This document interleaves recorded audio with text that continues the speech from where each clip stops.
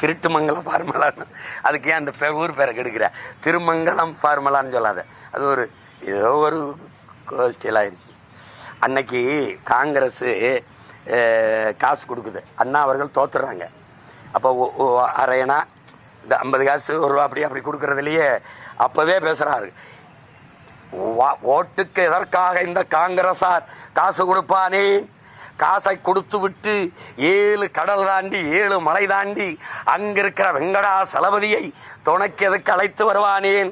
அந்த படத்தில் அடித்து எதுக்கு சத்தியம் வாங்குவானேன்? இதற்கு பதில் வைத்திருக்கிறார்களா இந்த காங்கிரசார் அப்படின்னு பேசுறது இருக்கு. 2 ரூபா கொடுத்ததுக்கு அந்த பேச்சு பேசிருக்காப்ல. இப்ப அவர் பிள்ளைங்க 2000 டெவலப்மெண்ட்ல வருது. இதெல்லாம் டெவலப்ல வருது. அவர் தான் சொல்றாரு, சாராய் வித்த காசு அதுல அரச நடத்துறது குஷ்டரோகியில் இருக்க வெண்ணெய்க்கு சமம்டான்னு. அண்ணா சொன்ன அந்த வெண்ணெயை தான் அவர் பேரை சொல்லி கட்சி நடத்துற பிள்ளைகள் விரும்பி விரும்பி சாப்பிடுது. புரியுதுன்னு நினைக்கிறேன்.